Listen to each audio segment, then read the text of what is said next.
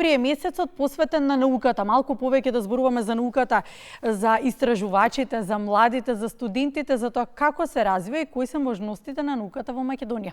Ќе разговараме со продеканот за наука на Природно-математичкиот факултет во Скопје. Со нас во студиото е професор доктор Владимир Ивановски. Добро утро. Ви благодарам за поканата, посебно што ете во ноември месец и вие на некој начин го чествувате овој празник. Даваме простор и внимание да зборуваме малку повеќе за науката, да ни ја приближите и вие, затоа што мислам дека ние како обични граѓани малку апстрактно ја доживуваме. Така што, ете, малку повеќе да ни ја доближите и на нас, вашето секојдневие. Зошто е важен за вас, за академската заедница, токму овој месец? Па видете, прво е важно затоа што постои таков ден. Значи, УНЕСКО во 2001 година го предложи 10 ноември како Ден на науката, со цел да на некој начин ја зголеми свесноста на општеството за вредноста на науката, која што ја носи во развојот на едно општество.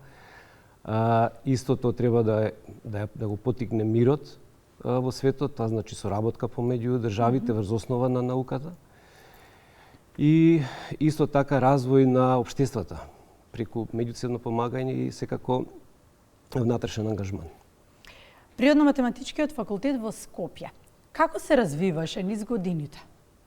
Да, Природно-математичкиот факултет е еден од најстарите факултети во Македонија. Основан е 1946 година на 16 декември, така што ние наредната година славиме 80 години. Покануваме исто така да бидете дел од тој празник. Да. Значи се развива на таков начин што е дел од филозофскиот факултет во тоа време. Останува дел од филозофскиот факултет до 58-та година, 12 години е не можам да ги поврзам, но добро. Да, веројатно имало причина зашто. 46-50. Па видете, тогаш се развива научната мисла и тоа се некои почетоци во кои што тоа се зародишите, така што не може веднаш да се раздвојат. Нели? Веќе кога добива на тежина како капацитет во однос на наставен кадар, научен кадар, потребни се нови простори и така натаму, се издвојува како посебен факултет од 58-та година и екзистира како единствен факултет до 77-та. Во 77-та од веројатно некои политички причини или овој факултет се раздвојува на посебни факултети, односно факултет за математика, физика, биологија, хемија, тоа се екзистираат како посебни единици. За веќе во 85-та година повторно се спои во еден единствен факултет, да се обедини и местото на факултетот, просториите се зградата, има две згради, едната е горната зграда, така ја нарекуваме, која што е на мощно место на Газибава, значи во паркот, и долната зграда Институт за хемија и етнологија и антропологија сместени се во долната зграда, меѓутоа во многу убаво место, обкружено со растенија, дрва, тука е ботаничката градина која што го краси, така што ние работиме во некој мир и тишина. Кои научни области ги истакнувате од факултетот? Па видете, во основа научните области или подрачја како што се нарекуваат, математика, физика, хемија, биологија, географија, тука се кај нас и колегите од етнологија и антропологија. Секој некако допринесува за развојот на природно-математичкиот факултет засебно. Во таа смисла што секој дава посебен допринос во развојот. Ако веќе зборуваме за некакво квантифицирање, тогаш имаме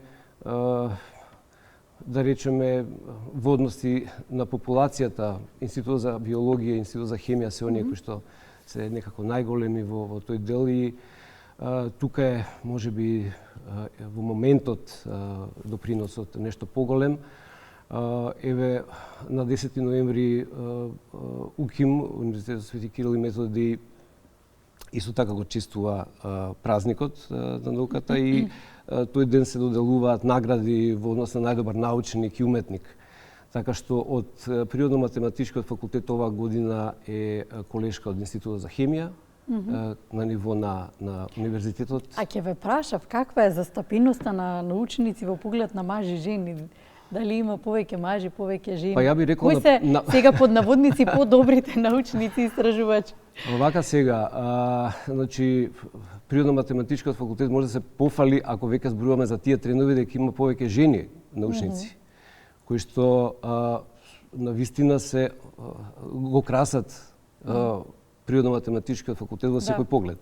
Така што оваа година професорката Јасмина Петерска-Станоева е добитник на признанието за најдобар научник од подрачјето на природно-математичките науки. Имаме ли научна култура во Македонија? И што подразбира таа научна култура? Дали подразбира познавања од науката или подразбира почит кон некој кој што навистина посветува многу време, многу труд за научни истражувања и за научни трудови, од кои што и подоцна функционираме во општеството, ги менуваме нештата, ги менуваме работите, живееме поубаво. Да, добро го дефиниравте тоа. Сега има тука два аспекти кои што ви кажавте. Првиот дел би се сложил дека да, таа култура ја имаме. Во основа тие што се занимаваат со наука ги следат трендовите во науката, следат она што се нарекува научна етика, соработките со странство, учествуваат во проекти, предлагаат своји проекти, совесно веќе како ги држат нели и наставните теми ги пренесуваат своите знаења на студентите. Во однос на второто, да, она што го спомнавте како колку се тие почитувани во општеството, тоа е веќе дискутабилно прашање кај нас, колку се тие почитувани или колку им се придава важност и внимание. Колку им се дава признание од општеството. Верувам дека во научните трудови се посветува внимание и особено тука се чувствуваат исполнети затоа што еве како што кажавте добиваат признание, се вреднува трудот, но колку тоа во општеството се вреднува и се признава.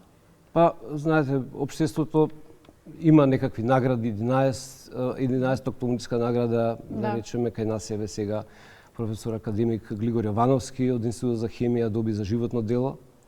Така што тоа се некои општествени признати награди со кои што се одава признание од тој аспект. Младите како да се поттикнат да изберат научна кариера? Предизвик ли е за нив, за новава генерација? Имаме ли истражувачи? Па видете, за младите, веројатно, за да се всади некако љубопитност, тоа треба да се направи од најмала возраст. Значи, треба да се почне уште од семејството. Односно, треба да има таа, како што претходно зборувавте, некаква научна култура во смисла дека науката и свесноста за тоа што таа може да донесе и исто така радоста во животот која што ја пружа со тие истражувања кои што понатаму следуваат, треба на некој начин да биде се присутна. Значи, јас дури би инсистирал тоа да има повеќе, не само на социјалните медиуми, тоа го има, меѓутоа во медиумите воопшто. Значи, да бидат повеќе емисии каде што да биде валоризиран трудот и презентиран на научниците. Да. Јас така ве разбирам во одговорот. Па не само на научниците, зборувам за да речеме научно-популарни теми со кои што ќе се заинтригира. Знаете, децата сакаат тие кога ќе пораснат малку бараат лего коцки, тоа не е случајно. Бидејќи научникот на крајот се сведува на истото, само што е нешто повозрастен, затоа што кога ќе влезе во лабораторија тој се занимава со своите лего коцки. И тоа го исполнува, и тоа го радува. И на вистина на некој начин го фокусира на она што во тој момент за него е важно. Некако оние другите општествени делови ги трга на страна и тој е во својот свет и радост тоа што го работи. Да, буквално е што го спомнавте тоа дека научникот е во својот свет. Како да го доближиме научникот? Како вашата работа, научната работа да ја доближиме професорот до граѓаните да не ја чувствуваат и перцепираат како нешто апстрактно? Да, значи за да Зашто чинам дека така е перцепцијата. Па да, мислам, видете, она што го кажав и претходно или веќе што го начнавме дека уште од рана возраст децата треба да бидат воспитувани во тоа дека науката е важна и за да се стигне да се разбере тоа што ние го правиме преку трудовите, веројатно е потребно и некаква претходна подготовка. Еве на Природно-математичкиот факултет во месец ноември се случуваат многу настани. Како ќе го одбележите месецот? Па ние имаме многу настани во таа смисла што еве на Институтот за физика, школата млади физичари, веќе по 47 пат се организира. Таму учениците од основните училишта може да презентираат своји експерименти. Тие експерименти ќе бидат оценети од комисијата, соодветно ќе бидат доделени награди. Понатаму ќе има соодветни предавања од универзитетски професори, од професори од средни училишта. Тоа ќе бидат предавања кои што нема да биде не знам каква тешка наука, меѓутоа ќе биде популаризирање на науката, бидејќи така се стартува. Поинаку е многу тешко вие да трне, бидејќи ќе представува тежина за оној кој што ќе почне да се занимава од мали години. Ако тоа нели има поединци кои што тоа можат, меѓутоа глобално гледано тоа треба да биде лесно, треба да биде едноставно и за да предизвика љубопитност, бидејќи само преку љубопитност тоа може да се направи. За средношколци отварате ли лабораторијата, истражувачките центри, факултетот? Имате ли такви денови во кои што во контекст на тоа дека како да ги заинтересираме младите? Така е. Значи, на Природно-математичкиот факултет во моментот преку Центарот за кариера, кој што функционира на единиците при УКИМ, постојат така наречени отворени денови, во кои што средношколците можат да се запознаат со научниот тренд, начинот на студирање, да ги погледнат лабораториите, може би да искритикуваат, нешто да кажат и така натаму.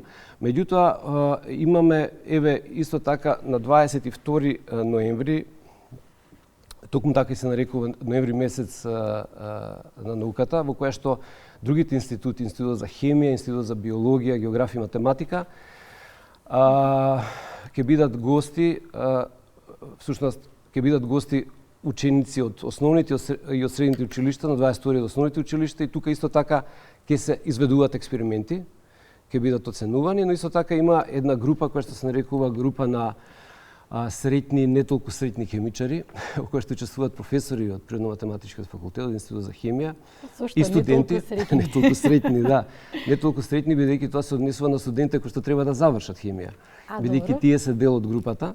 Средни се тие кои што се веќе завршени, или тоа се професорите, асистентите. И на еден интересен начин, преку глума, се прикажуваат експерименти кои што се најчесто препратени со звучни ефекти, визуелни ефекти. Тоа трае прилика 1 час и мислам дека последниот пат околу 250 гледачи, а тоа се како се вика, гости од средните училишта, основните училишта беа присутни. И навистина тоа е еден хемиски спектакл. Одлична можност и прилика, хемиски спектакл. Хемија, физика, математика се предметите кои што се специфични во делот на се под наводници велам специфични во делот на тоа дека во перцепцијата се дека се тешки предмети. И кога уште средношколците, кога ќе се па и основците, кога ќе се запознаат, оние кои што веќе се определуваат во тој смер, кога ќе се запознаваат во перцепцијата со тоа дека тие се тешки предмети. Сега, во контекст на ова, во контекст на ова одредени деца појавуваат афинитети уште од најмала возраст. Можете да ги забележите и уште веројатно од средношколските денови. Колку имаме такви деца кај нас? Колку има можности за тие деца кои што пројавуваат особен интерес, но и афинитет, особено кон овие науки, и кога забележувате дека не е само знаењето, туку и талентот? Такви деца дефинитивно има доста, не се малку. На Природно-математичкиот факултет една од основните дејности е секако наставната дејност, односно спремање на професори за основните училишта преку двопредметните студии или пак за средните училишта, така што би рекол кадарот на природно-математичкиот факултет е вичен кон пренесување на знаења. И исто така по сите полиња, значи математика, физика, хемија, биологија, постои спремање на тимовите од регионални и така натаму, се додека не се стигне до избор на најдобрите ученици од средните училишта пред се, исто така и од основните, кои што одат на меѓународни олимпијади. Кои се можностите за тие таленти кај нас и по завршување на факултетските денови? Имате ли можност вие на факултетот, можеби дел од нив и ги задржувате во делот во академската фила, нели, кој треба и да ве наследи, се разбира, но кои се можностите кај нас во Македонија? Би сакала и да го завршиме разговорот со тоа каде ја гледате и днината на науката во Македонија, но ајде со ред. Да, значи во однос на тоа дали и како ги задржуваме, секој од факултетите има свој начин, бидејќи е некако ограничен бројот или политиката е таква да вработувањето мора да оди преку давање на согласност од министерствата, пред се од Министерството за образование и наука. И нам ни се потребни што повеќе места, бидејќи голем дел од професорите се пензионираат. Ние, ако земете, имаме најголем број редовни професори. Така што подмладок е дефинитивно секогаш потребен. Како да ги задржиме најдобрите студенти? Најчесто, барем на природно-математичкиот факултет, сегашната пракса е да се почне преку демонстраторско место, односно помошник на асистентот, кој што се плаќа од сопствени средства на факултетот. Така што во зависност од тоа колку средства имаме, така и ги задржуваме на почетокот. Со надеж нивна и наша, дека ќе се распише место, па ќе може да го задржиме. Доколку не голем дел од тие студенти успешни и пред кои што стои блескава иднина завршуваат или некаде во индустријата кај што има развој, тоа се големите индустријски капацитети во Македонија, или ја напушта државата и го продолжуваат своето образование. За жал тоа ни се случува и се надеваме дека токму тоа нема да се случи. Каде ја гледате иднината на науката во Македонија? Кои се вашите планови како академска фела, како факултет? Видете, значи, познавајќи го предизвикот со кој што се соочувате, да. Од тие причини е тешко да се предвиди. Бидејќи, како што спомнавме, како ќе се развива науката ќе зависи од тоа колку имаме научници во државата, колку има финансирање во однос на тоа и така натаму. Бидејќи тоа некако во општеството се менува, тука не може многу предскажување да се направи, меѓутоа ја во едно сум убеден и сигурен сум дека оној ентузијазам научнички, да го наречеме, кој што постои, ќе постои понатаму, ќе има паметни луѓе во Македонија кои што на некој начин индивидуално ќе ја влечат науката и постигнувањата на државата понатаму.